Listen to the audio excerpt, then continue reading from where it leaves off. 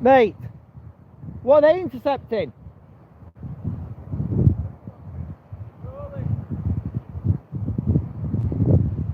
Hey everyone, so I don't even know if I'm streaming. I think I'm streaming. I don't know. Maybe I'm streaming, maybe I'm not.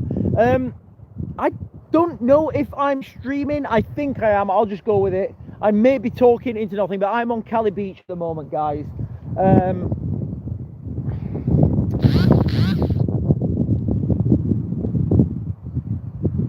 Yeah, I'm on Calais Beach at the moment. We're literally, I mean, the beach is huge. We're just having a look around to see what we can find, basically.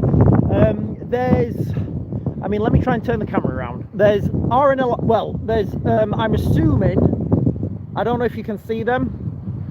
Let me try, can I zoom in? So I'm assuming they're Navy patrols, or I don't know if that's RNLI patrols, but basically the UK is that way. So I am on the beach. I don't know, I generally don't know. I know it's windy, guys, so can you hear me? Guys, can you hear me on the chat? I don't know if you guys can hear me. We've had our first run-in on a migrant camp. It was pretty terrifying, guys, I'm not gonna lie. We basically saw one of the migrant camps, and these things are huge, and they're just, I mean, you see pictures of these migrant camps, but until you see them, until you actually physically see them, you know, the pictures can't do anything. You know, the pictures that you see online, they don't really do it justice. So we walked into this migrant camp. I mean, we drove into a migrant camp actually by mistake. Where is he? Rob, who I'm with, he didn't want to put. I said, right, come on, let's just pull up on the side of the road and we'll get some images. We'll do a quick video. He said, no, pull up here, we'll get seen. He said, turn right. So we turned right and we literally drove straight into the middle of it. I got out the car literally within like 10 seconds. Within like 10 seconds of me get off the sand, get into the dunes. That's where the dinghy. Yeah, well, we're in the dunes right now. So after about 10 seconds of being like getting out the car, there were people from NGOs coming towards us. There were migrants with like blankets over them coming towards us, and there was unmarked police. There was police in unmarked police vehicles, and they all got out and they started walking towards us. So it was quite a fluster. We didn't get any footage. So we're in the sand dunes now, guys. We're in the sand dunes. I'm not sure what we're going to find. We've literally been here long, but I was looking at the time and I realised I needed to come on and do a live stream. So yeah, it's quite bad out here. And you know how, like, you know how in the United Kingdom there are genuine concerns for people's safety that living in and around these you know, how there are genuine concerns for people who live in and around these migrant camps. Well, whatever those concerns are, here in France, those concerns are an order of magnitude more. Because these migrant camps here, these people are, I mean, when they come to the United Kingdom, they're put in a hotel. I'm assuming somebody takes their fingerprint, a DNA swab, whatever. Sorry guys, I'm just trying to... Rob! Sorry. Me and my friend, we've split up to try and cover as much space as we can, so we're just walking up the beach now. Listen, ladies and gentlemen, if you guys are just joining for the first time, we're live on Calais Beach, walking in the sand dunes, trying to see what we can find. What's that? But yeah, when these migrants get to the United Kingdom, they get a hotel, they get three meals a day. You know, they really do get looked after. Out here in France, they literally get nothing. They're in like tented cities, and you know, and I'll be quite honest. If I was in one of those tented cities, and somebody was saying to me over the water, And somebody was saying to me, over the water, you get you get a hotel, you get heating, because it's pretty cold, guys. And like when we walked into the migrant camp, it was really third world. Lots of migrants standing around with I think this has been used as a casting point, actually. There was lots of migrants with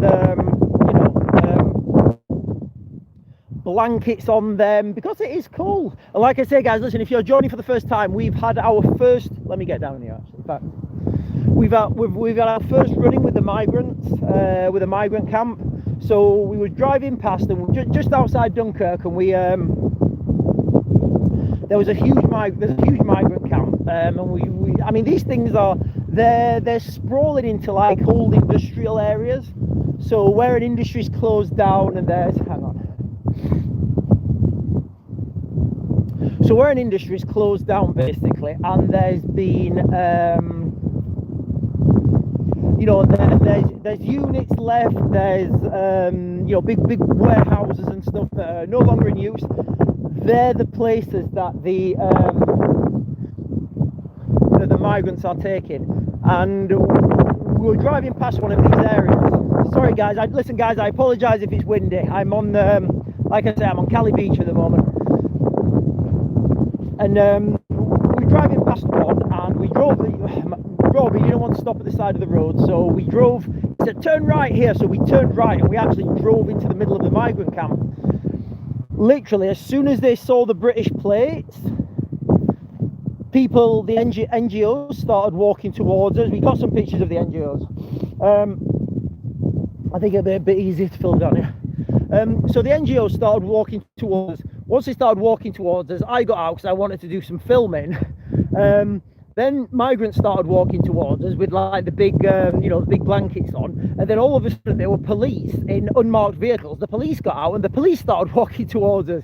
So it was a big fluster. Luckily, my friend Rob said, "We're lost, which way to Calais?" And the police said, "Oh, it's that way, but you must go." So I think, one of the main, I tried to talk to the police, but they weren't listening. I think one of the main things I wanted to do while I was out here is talk to the police and find out from the police just talk to the police. I don't think that's going to be an option anymore, guys. I don't think the police are going to talk to us. I think, I think it's a big police operation for them out here. And when we was driving then from Dunkirk to Calais, I wanted to drive on the back roads. Now, there is a place where the migrants are in the migrant camp, and that is heavily policed, but the migrants are free to walk around, and there are lone houses maybe 300, 400, 500 meters from these migrant camps. You can imagine the absolute, you can only imagine the absolute terror that the people who live in these houses, that the absolute terror that these people are going through. And again, we have this in the United Kingdom, but I do think the people in northern France, I'm not going to lie, guys, they must be living in a lot more fear, because these guys really are unchecked and undocumented. At least when they get to the United Kingdom, they've had their fingerprints taken, I assume, or a DNA swab, But yeah, this situation, it's really bad, guys, and I've seen it now with my own eyes. It's I don't know what the solution is. I really don't know what the solution is. Transporters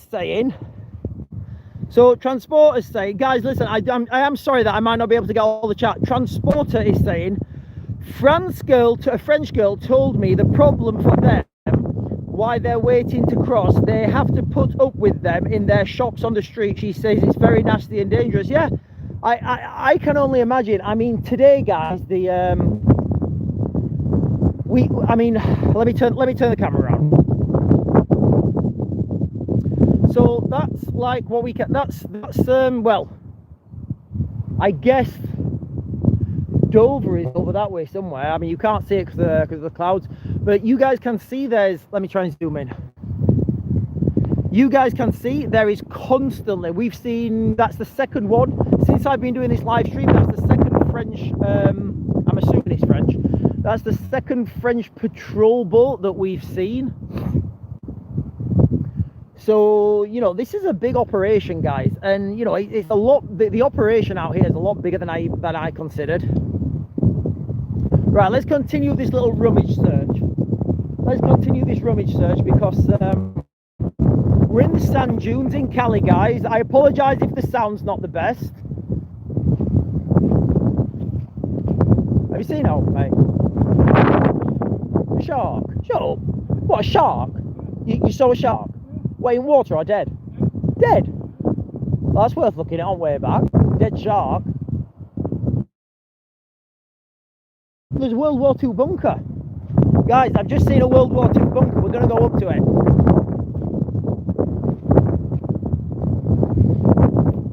Just as a bit of a tourist thing, there's loads of World War II bunkers and stuff still absolutely like perfectly intact. It was quite phenomenal actually.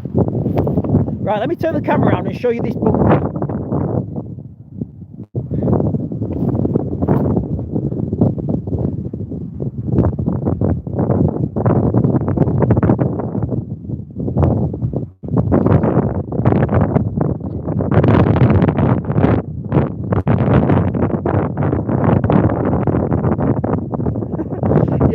Looking for rubber dinghies, but I found a bunker and we're going up.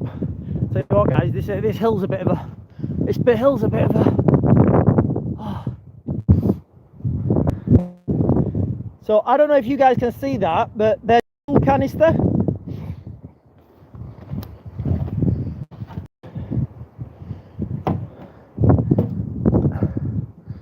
Sorry guys, I'm doing this in real time. I wasn't expecting to find anything. So I found a fuel canister that's had petrol in it. So I can only assume that fuel can's being used, obviously, to fill up a migrant boat or something, or an engine. Let's have a look, see if we can find an engine, because like you've got these bunkers here, and you would maybe you'd hide some. You know, I mean, I guess the bunker's waterproof.